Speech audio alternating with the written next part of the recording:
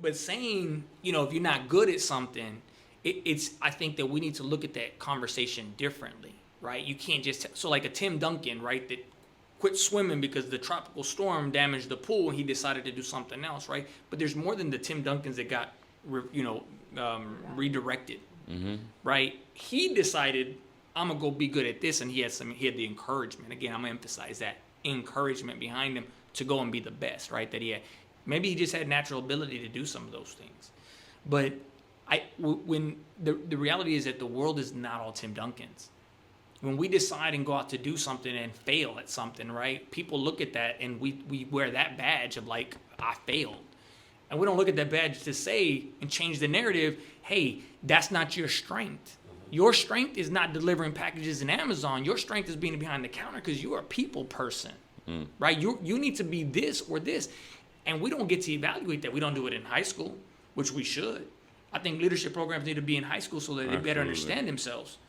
Because that's where the coaching always came in. That's why the coach was the most important aspect. You had teachers that stood out.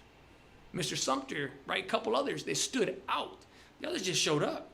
Coaches didn't show up. Now, coaches will pick out, because I remember this, right? Yo, I'm going to go with this dude, and everybody else is just a body. And I'm like, man, I'm showing up every day to work. But you're right. He's a little faster than everybody. My stats weren't bad. I was just small, right? my 4x100 was good. My 4x400 was good. Like my shuttle was good.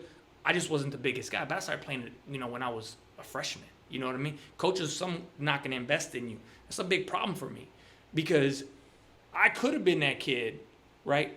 I was never going to go anywhere. So I was happy that wasn't a thing. But there's a lot of kids. You weren't built for jail. You weren't built for football.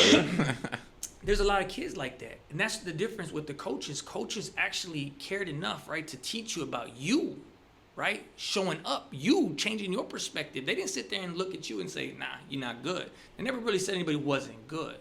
But if you weren't, I forgot his name. I think it was Osvaldo, man. He was a D-line. He was terrible because he wasn't aggressive, and they put him on O-line. It was one of those switches. But the coach switched him, right? He gave him a chance to go try something else. He didn't say, man, you suck at D-line, man, you got to go. No, he gave him a chance somewhere else. What do we do with DBs and receivers all day long? Switch them, right? Whatever you're good at. That's where the coach was always instrumental. And we need more of those people in this world to look at somebody, evaluate them, and say, hey, it's not that you're failing at every job or every relationship. Maybe it's who you're trying to date. Maybe it's what you're coming in at.